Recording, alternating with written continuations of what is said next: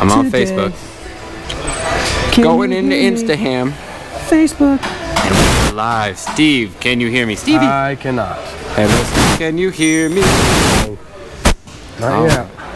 I should be up. I don't should have be you able yet. to find me. You're not live. Oh wait, hold on. See if we have audio. Are you calling me a liar? Yeah. Hello, Steve.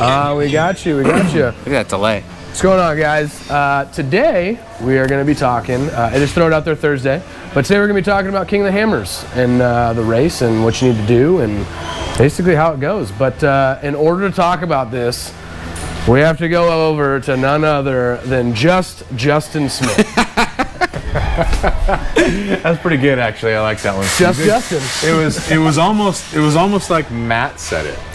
I was trying. Justin Smith. With zero. How's that go? Justin Smith. Yeah, right. Justin. So, since we seem to be the only people in UTV off-road world that's not at King of the Hammers right now, we figured that we might talk about it and kind of the differences on how you'd set a car up. It is thrown out there Thursday, so feel free, if you've got something funny to say, sign in. Or even if you don't have anything funny to say, then please sign in anyway. And if you just even hint that you're going to go live, Chase will definitely lose his lunch in his pants for sure. Guaranteed. Throw it out there. I dare you. Chase, deodorant today? Do you, It's honestly, the deodorant question. He looks very Maybe. dirty though. Let's see what you got going. Look at that. What Okay, here's is? the deal. Whoa. new shirt, no deodorant. Does it count, people? Yeah, let's see it. Arms up. Look at that, Dude, it's already dirty. No. I don't do white. This is why. I don't wear white. You know, it's not right. Oh my God. No wonder everyone tries to keep their distance when you walk by. I need a deodorant sponsor. Axe, endorse me. He did brush his teeth though. Oh, that's good. He did brush his In case teeth you today. want to kiss him. Yeah, you're okay. he did brush his teeth today though. All right, Chase, you actually love King of the Hammers because you get to go there and video stuff and you get a ton of angles up from the mountain looking down where everybody's crashing cars, right? Yeah, although this year's going to be a little bit different for me. We're going to go out and meet up with Hubert. And the race is going on right now. So I missed the race. I've failed there. But we're still going to go out and we're going to get some footage. And tomorrow's all the big wigs, the Ultra 5s.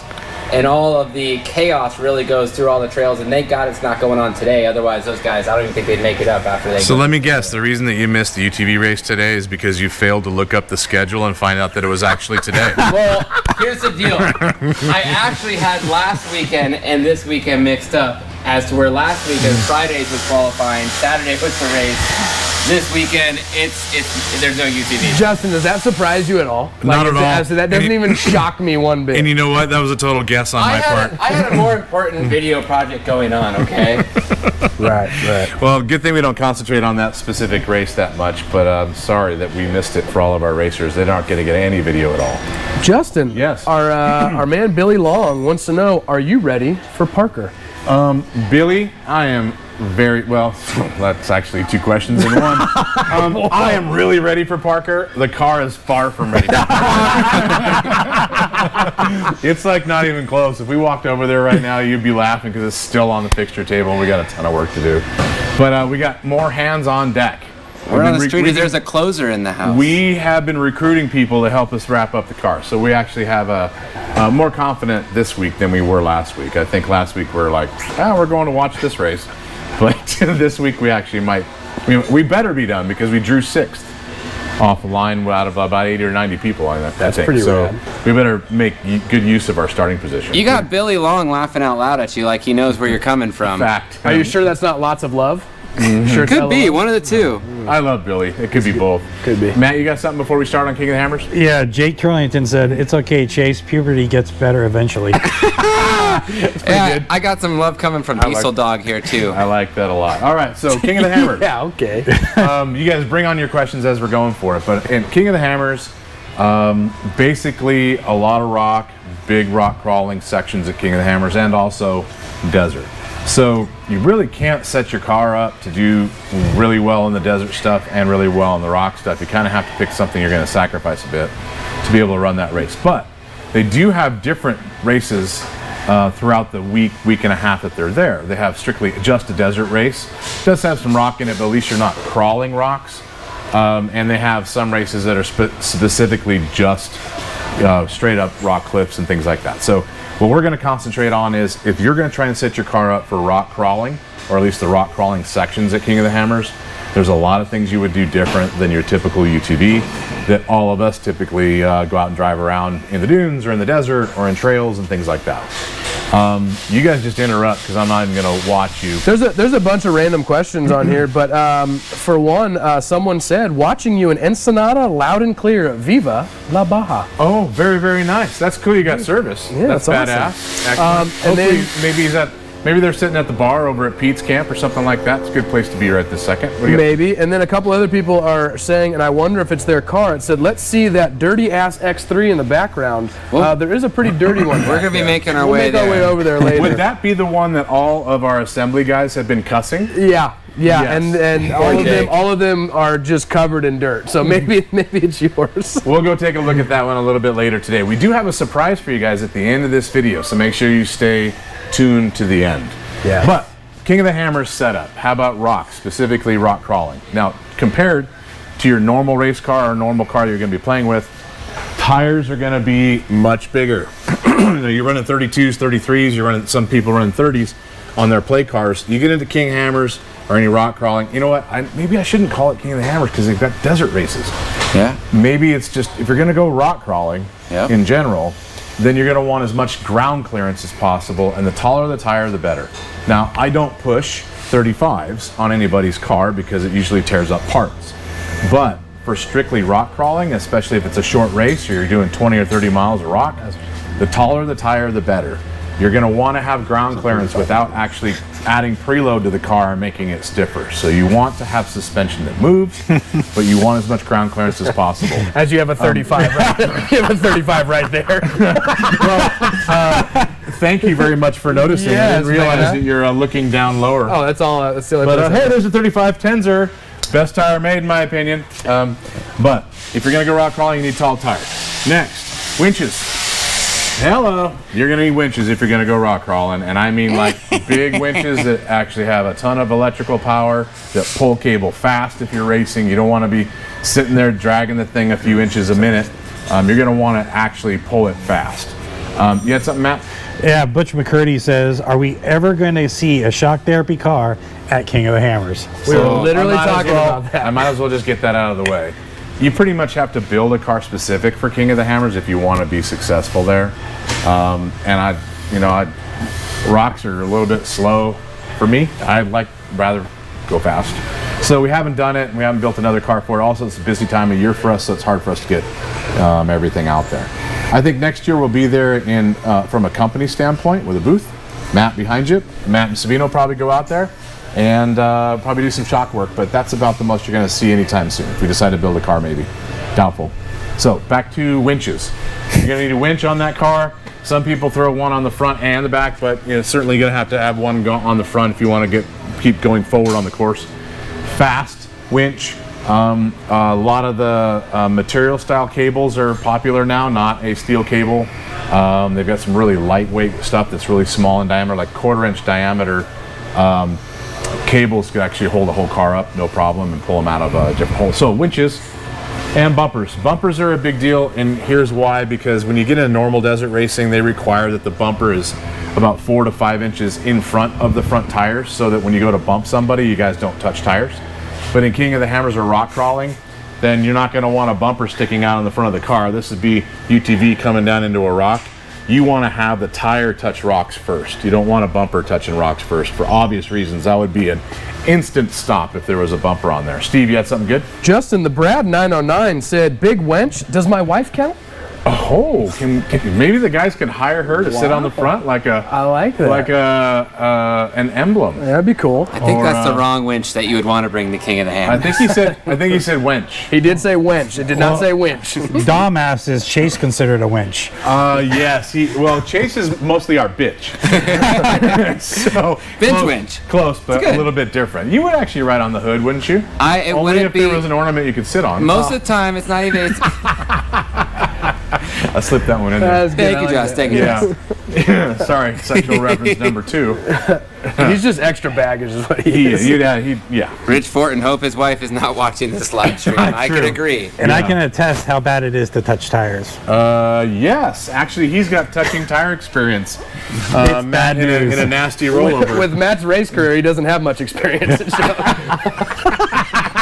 Matt's got as much crash experience as he does racing that is for experience at this damn moment right sure. So bumpers, pull them in tight, and these bumpers are usually going to be mounting the winch. You're also going to be mounting the winch higher up than most factory setups, because if you've got the winch mounted low, it can be a clearance problem. If you mount it up higher, typically the hood is back farther, and you're going to have better clearance going over rocks with a winch right there.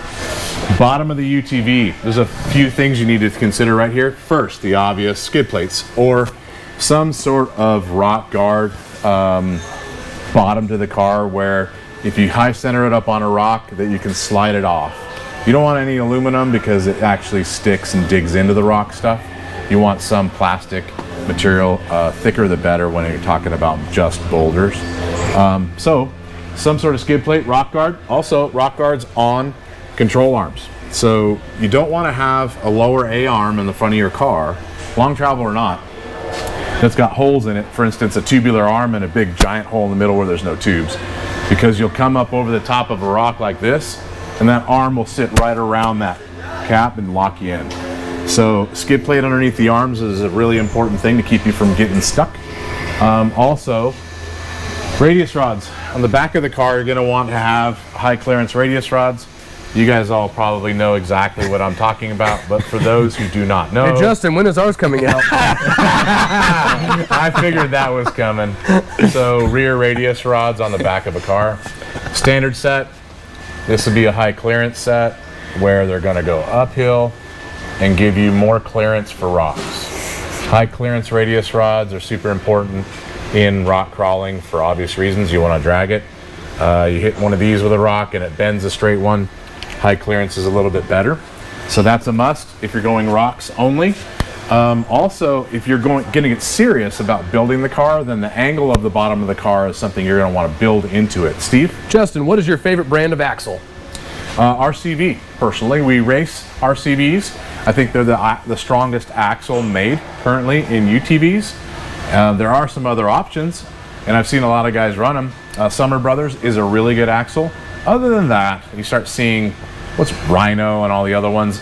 Those break instantly in racing, so I'm not really a big fan of any of the other not so much off brands, but I guess the not RCV and not Summers.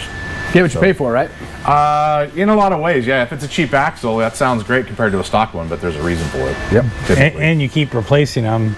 Why just you make the investment first, and you end up not having to really replace them? It ends up costing the same anyways. Do you have Matt's experience here? Matt's whole car is messed up, but his axles are pristine.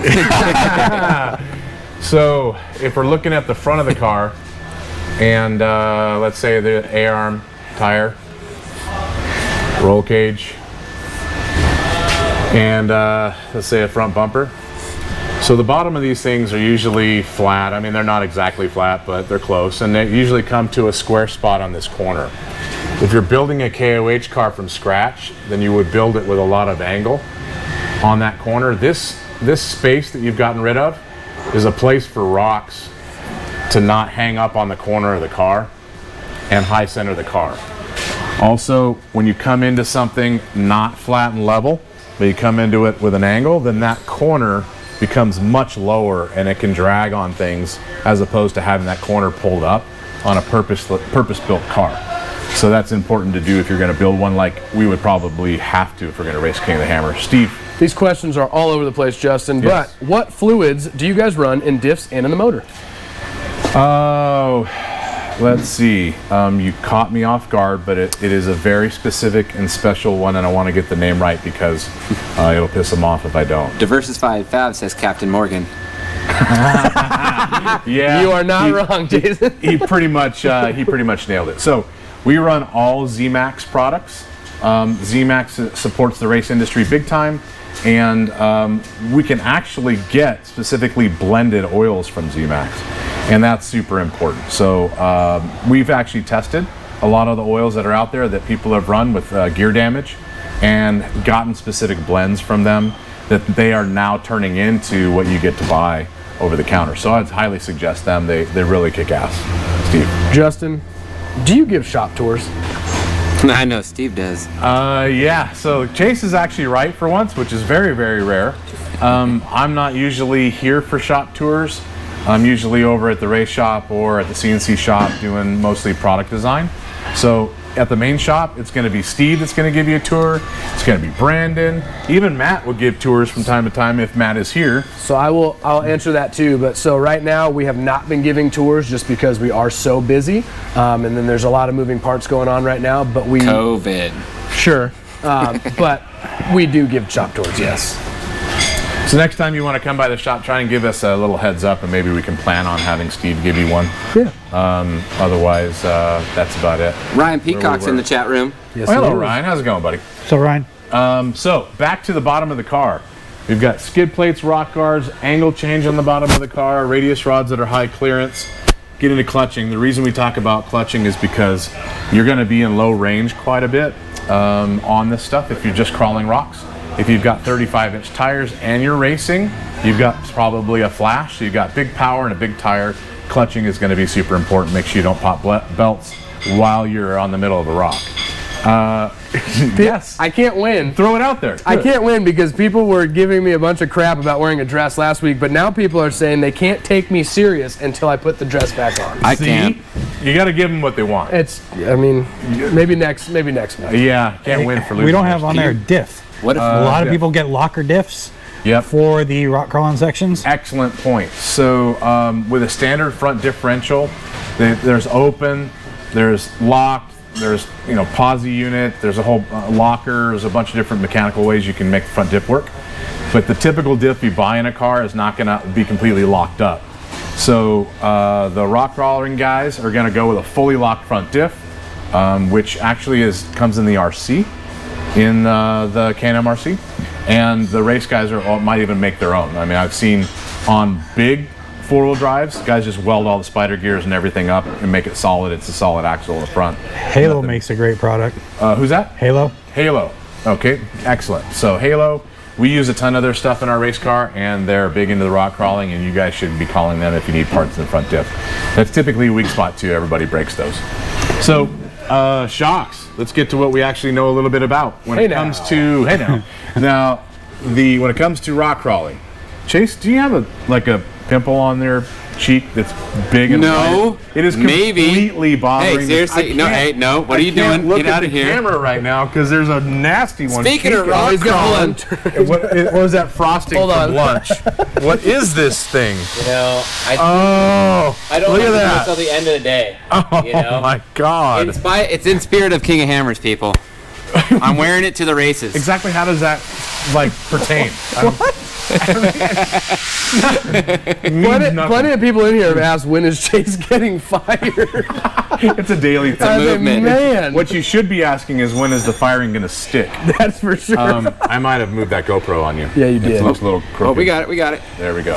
All right, you guys, so back to the list. Shocks and sway bars. Shocks. If you are rock crawling only, then typically we're going to go a little softer on the compression and spring rate so it accepts, the shocks accept a big boulder and you don't have to drive over the boulder and push the car around.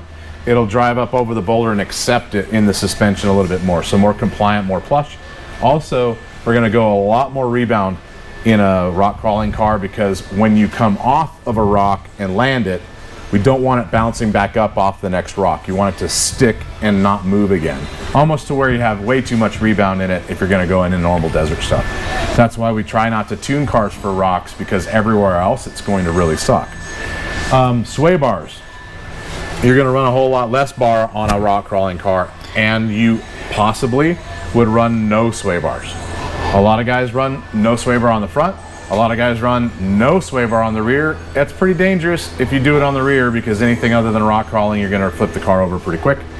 But a lot of guys will run a lot lighter rear bar than they normally run, even softer than the factory bar in the back. So less bar, more independence is what rocks are.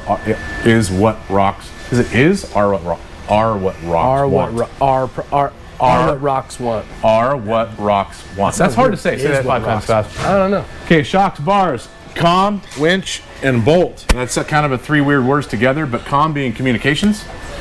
Communications obviously between car to car and intercoms, yes. But even more than that, when you're rock crawling and you're racing, then your navigator's going to get out to go throw the winch cable on something, and you're going to want communication between your navigator and you.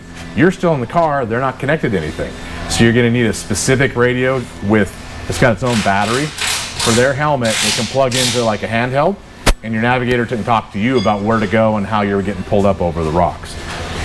Winching, we talked about being fast, but communication, so your navigator can help you through winching and getting you through the right spot. Here's a new trick that I heard from one of our racers, and I'm going to give it away because I've heard it from 3 or 4 other guys too. I don't think it's 100% secret. But what a lot of guys are carrying at King of the Hammers now is a rotor hammer drill on their cordless. So what they'll do is they'll run up the hill up on top of a rock, and there's nowhere to tie off to. There's nowhere to wrap a winch cable around. They'll rotor hammer right into the rock, pull that out, and drop a bolt right in it, and then hook to that. And they're down the road, man. So they're a lot faster than the guys that have to go to a specific spot that has somewhere to tie to. So a bolt and a way to attach it is a really cool, quick way to do it. Last, pick a line. Oh, I can never People, do that. pick a line. So the pre-running at King of the Hammers is extensive. They have the courses open almost all the time. Everybody's out pre-running 3, 4, 5 times a day sometimes, and are running the same section over and over and over. But when you do that, you can come up to a rock section and you might have 3 or 4 different lines around the same 5 boulders. And they'll run that over and over and over again to find out what the fastest line is. May not be the one that looks the best or looks the fastest. It might look the roughest, but it's the quickest to get up. So if you can pick a line or learn how, if you've done it a few 4, 5, 10, 100 times, then you're going to be better at picking lines before you actually get there. But picking a line makes you a lot faster. And we saw that in King of the Hammers qualifying. A lot of guys picked different lines up the rough sections, and they were qualifying in the first position and ended up 10th. Just because they went up the wrong line that they thought was fast and actually wasn't. Matt, you've got 2 lists in your hand. I know you. I've got the race live on here because I saw someone post Kyle Chaney just won, which I'm trying to verify because that's a fast race. Impressive. 3 hours and 47 minutes. Yeah. So I'm trying to get confirmation on this while we're talking. Right on. Very cool. Thank you, Steve. You got any good questions? No. You got any bad ones? No, some good hashtags though. We've got hashtag Fire Chase and hashtag Goodbye Chase. I think we got some new T-shirts coming. Yeah, the Fire Chase shirts. Fire Chase for sure. I would be all about. We got the real man, the myth, the legend, Hi, Mitch in the Mitch, house. What are you doing today? Testing RMAX. Oh, your little Yamaha. What's your opinion so far of the RMAX? And don't be shy. It's terrible. It's really plush and like slow speed stuff, but I mean you can't drive the car over 25 miles an hour if you're trying to trail ride it or do anything else. You were saying it bottoms out and it bucks. Bottoms out, blows through it, pogo stick. I mean it's terrible. But you've got a spring kit on it already, and you're working on valving next. Yep. Spring kit is done. We're working on the valving now, so have it soon. Awesome. Thanks for doing all the testing. That's why Mitch isn't on the video today. He's got a handful of stuff to do all at the same time. At least we get his office. Yes, free reign when you're not in here testing. Excellent. If you guys have any lame questions, let's do those, because I am done talking about rocks.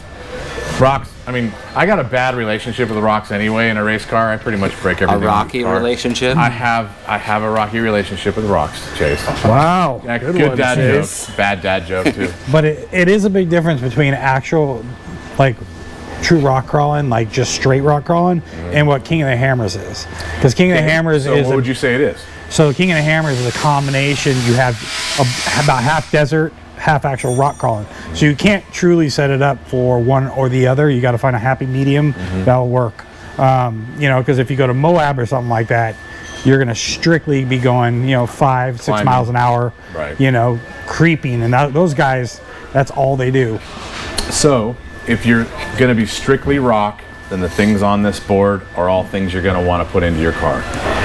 If you're going to be King of the Hammers, then you might have to consider a combination. You may not want to change the shock setup or bar setup on the car, but you might well go with a big tire. Actually, let me point that out. We've got about 6 people that we are really involved with in desert racing that are at King of the Hammers right now. Brandon Sims, Phil Blurton, a whole bunch of guys like that. Dustin Jones. And even though they might have built a specific car for King of the Hammers, their shock setup is really no different, because they're still going to be running through the desert, and that's where a lot of the time is made up. So they're sacrificing some of the things to get, to get faster in certain areas, but lose it in others. They've done the math. They know where to go. So, Steve? Our boy Jay Hupp wants to know, does extreme cold affect shock internals like -20 this weekend in Minnesota? It isn't going to hurt the shock. Most seals are good for those temperatures. Typically at -50, some seals have cracking issues. -20 is not a problem. You're not going to freeze the oil there. You're not going to have part embrittlement at those temps. The only negative is when you first start driving the car, it's going to be stiffer than when the shocks warm up a bit, 15 minutes in. It's going to ride better when they warm up a little bit. Steve? Somebody wants to know, do you or can you offer just a tender spring to work in conjunction with the factory mainspring for a better ride, but for less money than a full spring kit? So we used to sell those kits. It was one of the first things that we ever designed or put together was a upper spring kit. We got away from it completely. Yes, it's cheaper. It's an easy thing to do and get a better ride quality. The problem is that the factory lower spring still has low quality and still settles and sags. And we were getting blamed for our upper spring causing issues with lower springs. Also, the lower spring is not flat and straight. So as it sags and settles, the top of that spring bows, which would bow our upper spring, cause it to rub the shock, and people are blaming us for having a bowed upper spring that they just bought in the kit. So we don't do it anymore because it has way too many problems that we're getting blamed for that weren't really even us, and we just stay out of it. So the answer is no, we're not going to do that again. I'd say 9 out of 10 people too that did that before have our full spring kit now because they just didn't like the lower. You're right. They did the upper, which was a huge help, but then they knew there was more in it. Yep. There was a better ride quality in it, and they did the lower, and now they have a perfect setup. So that's kind of where all of it went. Matt? Kyle Cheney did just win. Confirmed. Yeah, he's already getting the check on the podium. Oh, there we go. So Wes Johnson wants to know, what's the downside to adjusting preload for just an inch of extra clearance? Nothing. Not with our spring kit. You can definitely get an inch of ride height more than we recommend and not have very much for a sacrifice. Especially if you're just doing it for one specific weekend, like more ground clearance, you're fine. When you start adding more than an inch and a half of preload, it's a problem. You're going to want more spring. Justin, did you sell the X3 race car? Yes. Yes, he did. Yes. Yes. 69K. Yes, we did. Race car sold in just honestly a couple of minutes. The new owner came to take a look at it about 3 days later and came back and took it with them 3 days after that. They're actually out testing now, and they're going to be racing the car in Parker in 2 weeks. So extremely happy. They love the car so far. Cool. Justin, how long do you guys take to ship out a spring kit? I need it ASAP so I can make it to Glamis. So normally we're a couple days on shipping, but right now I think that we've got an influx of about 300 orders. I think we're about 3 to 5 I think days. we're 3 to 5 days right now. But if you pick expedited shipping and pay for the expedited shipping, they'll move it up to 24 or 48 hours. There you go. So Matt just gave you the way around it. If you can pay, or I'm sure Ryan will thank you for that. yeah, right. You're welcome, Ryan. If you don't mind paying for fast shipping, like a next day or a 2 day, then they'll bump you up the list and get it done quicker for that reason. Steve. Justin, what is our timeline on XP Turbo tie rods? Steve, do you know the answer? For the tie rod? No, I don't. Oh, well, because we have race racks in stock, right? Or we have racks in stock. Actually, So it should be if it's soon. just the tie rod for the new tie rod kits, we haven't made them yet. We do have the tie rod pins in stock, and we just actually have to make the tie So rod. that's all it is. So we're not very far off. I would say I would tell you 2 weeks. It's probably going to be 4. We'll probably have to get with our special guest here at the end to get a confirmed answer on that one. Yeah, we're not gonna mess with her on her special day though. One more question, Justin, then we can wrap it up. Can I use your limit strap on my X3 RC with King shocks? Yes. But the upper clamp diameter might be something we need to look at. So if you already have our limit strap kit for a Fox on an RC, then it should fit the King. What we're looking at is basically the body. Here's a set of Kings. Oh, hey. What do you know? Okay, so the body diameter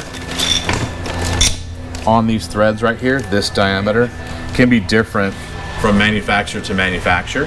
So I would double check that when you put that upper limit strap clamp on the shock, that it tightens up and the sides of the clamp aren't already bottomed out when it's tight, so it doesn't slip. Hold on, one more time. What do you gotta do with I'm your not hands? I'm not gonna make you happy by doing, finger references. No. Justin, one more question. That's it. This I promise. Said, can we go pick up the order if we are local to you? Absolutely. Yes. If you guys Please. place the order, do you have a shipping option on the website of an in-store pickup? So if you do that, we'll get it pulled, and you can come over and grab it from the shop so you don't have to worry about shipping. So yes, you have those options.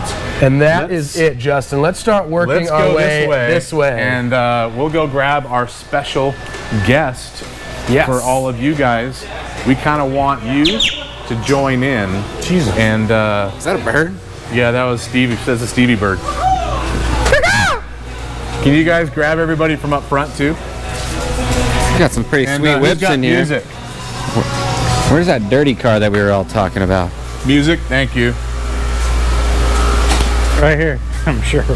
She's all right, you guys. We're actually we're gonna go grab everyone right this second, and I think she is. Do you want to go up there? Steven, Yeah, I'll go up there. tell everyone. Can you guys get everybody? It is Lolo's 30th birthday, so we're going to grab her real quick, and we're going to sing happy birthday. So I want all you guys to sing at home, too. Hey, Lauren, I'm sorry, but you gotta come stand out here You because gotta come it's out here. like We're going to Romeo. sing to you. Yes. Everyone stay downstairs. We're going to sing to her, but you need to put all your stuff Come on. out here. This was per Steve. So. Yes, it's per Steve. Steve makes the rules. So you guys, it's her 30th birthday. Lauren is a badass around here, and she deserves everybody's love on her birthday. And we're gonna embarrass the crap out of her. And she right doesn't look a day over This is the 20. last thing Lauren would ever want in the Yes, world. all right. Lolo, come over here like you're Simba.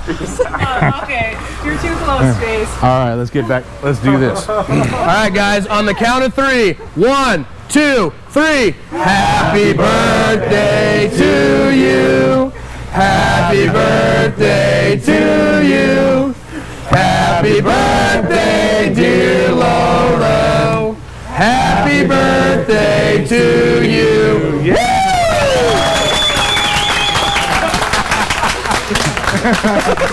Thank you to my fans. Oh my gosh. All right, now everyone back to work. No speech. Speech. Thank you guys. Check it out. Everyone in the shop signed this card. I can't. Even the race shop. Is it my size or is it these glasses?